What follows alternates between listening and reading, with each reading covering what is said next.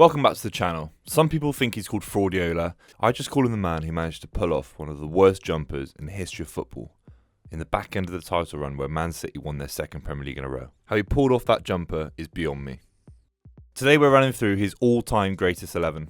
A very hard task considering most people claim he's a one-man success, with the small Argentine forward Lionel Messi being his only saviour. However, with the quality of players he's worked with and how many of them have claimed he's improved their game, there's no doubting he has a canny ability to improve players and annoy people on Twitter. However you look at it, Alex Ferguson only won 2 Champions Leagues in 25 years as a manager. Pep's won the same amount in half that time. I'm just saying. This formation will be a 4-3-3, which is classic Pep. And we will endeavour to play expansive, tiki-taka football and aim for 80% possession. I'm just laying my cards on the table. In goal. Arguably Pep's weakest position here, as historically he's failed with Bravo and Victor Valdez looked decent at Barcelona until he moved to Middlesbrough. That actually happened. Pep did make some good signings in the goalkeeper position though, with Ederson in particular in 2017. The young Brazilian came from Benfica and made a massive impact in his first season at the Etihad. People were concerned about the Brazilian's ability to adapt quickly to the Premier League until they saw him drill a ball 70 yards up the pitch to Aguero in his first game. That was proper Sam Allardyce stuff. Ederson's kept around 57 clean sheets in 119 games, which is pretty incredible considering he has Otamendi playing in front of him. However, for this list, it would be criminal not to include Manuel Neuer. Neuer is considered by some German fans and football fans in general as potentially the best keeper of all time, let alone Pep's best. Neuer's won basically every trophy available to him, and he plays in a similar way to Ederson in being physically rugged, aggressive and being a good shot stopper, but also having the feet of a ballerina. Neuer under Pep won 3 consecutive Bundesliga titles, 2 DFB Pokal trophies, the UEFA Super Cup and the Club World Cup, but obviously he failed to win the Champions League under Pep, but that's not bad for a keeper. Right back.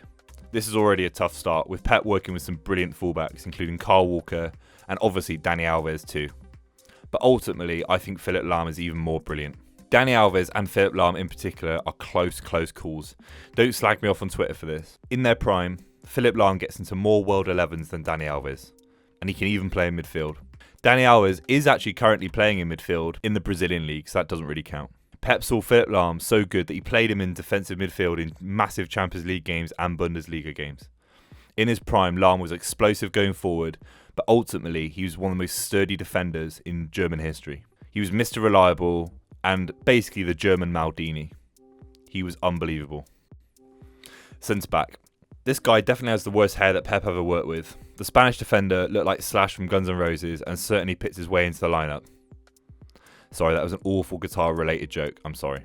Anyway, Carlos Puyol was that crazy intense guy you went to school with who would shout out answers from the back of the class and storm off in PE if he didn't get his own way. He was intense, passionate, and a Catalan through and through. Despite his on-field intensity, he only got 1 straight red card in his whole Barcelona career. Not bad for a defender. Puyol won 6 leagues, 3 Champions Leagues, as well as a World Cup. He goes down as one of the best players ever for Spain, let alone Pep. And Pep certainly loved the defensive performances he put in for Barcelona. Next to him is the lanky alter ego of Carlos Puyol, who in communion with the club captain formed one of the best partnerships in European football. Abidal and Maxwell would often be the conservative fullback and Dani Alves would bomb forward with Messi. But these two, sitting and holding at the back, controlling the play with their exceptional footballing attributes, was just mesmeric to watch. When you see defenders playing out from the back, Puyol and Piqué were the best and earliest at doing it at such a high level, both together, no question. The pair had a close relationship despite having contrasting backgrounds, with Piqué coming from a wealthy Barcelona family and Puyol coming from the countryside. Piqué said that Puyol changed his life in many ways, and he once said that, "I can't imagine a Barcelona team without him. He wears me out." I remember the day he came to training. In the middle of the training, I said, "Puyol, I've missed you so much." He said, "Shut the hell up and concentrate." Chalk and cheese, but a mean defence nonetheless. Left back. Left back is probably the weakest position to pick for this lineup, with often makeshift left backs plaguing Pep Guardiola's managerial career, from Fabian Delph, Zinchenko, and obviously an always injured Mendy. Abidal and Maxwell, who on their day were top class professionals, weren't really world class left backs in their prime. Alaba, however, certainly was. He's very similar to Philipp Lahm in terms of his mixture of attacking prowess and defensive solidity, and a keen eye for a pass. He even plays in midfield too, but for his Austrian national side. Pep's time with Alaba was mixed in terms of positioning, with Pep often liking to play him at central defence or sometimes as an inverted fullback. Alaba is one of the players in this list that is still in their prime, and I'm sure Bayern Munich fans are keen to see Alaba link up with Pep one day in the future, if the Spaniard ever returns to South Germany.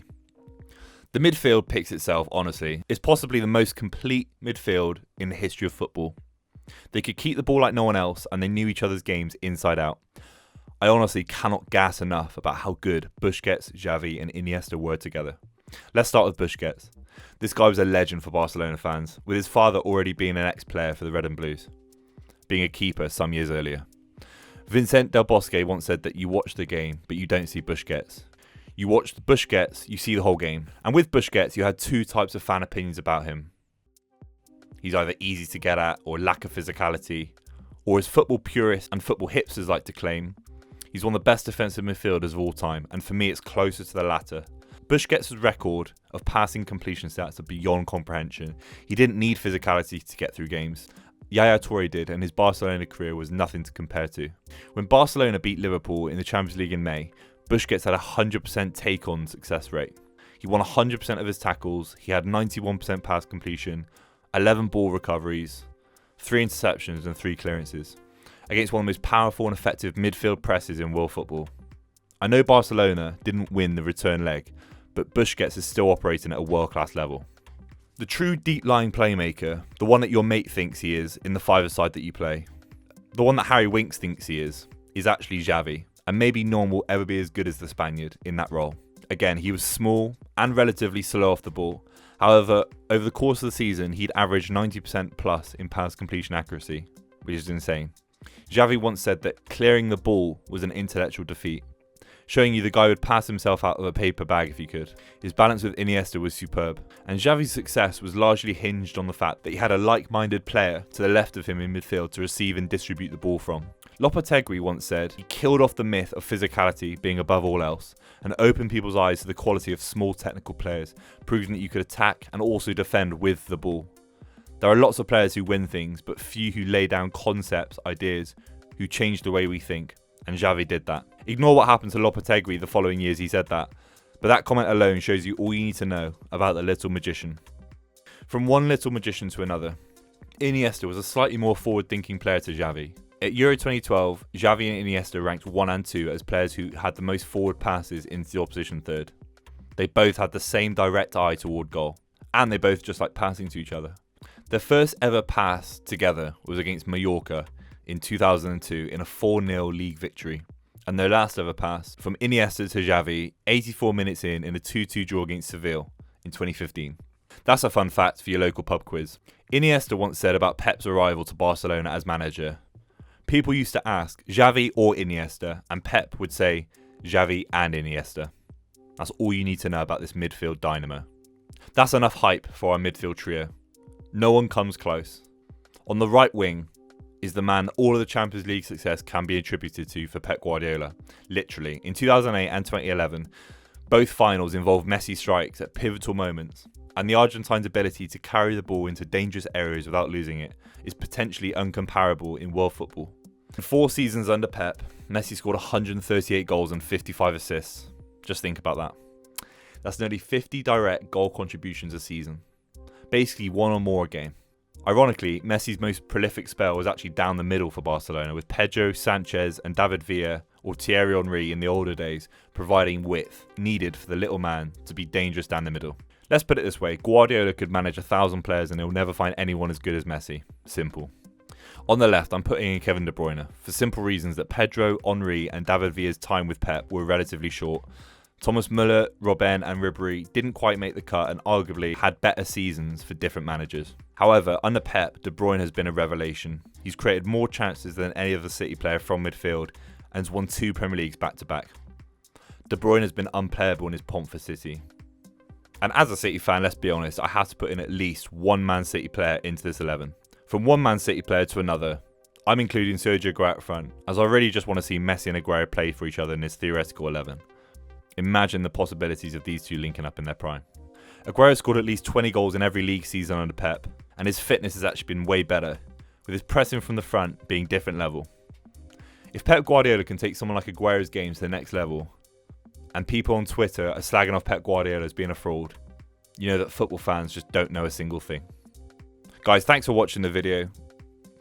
What do you make of this Pep Guardiola 11? Obviously, we've missed out a load of top-class players. Hopefully, I wasn't too biased with those two City players at the end. But make sure you like, comment, subscribe, and leave a comment below.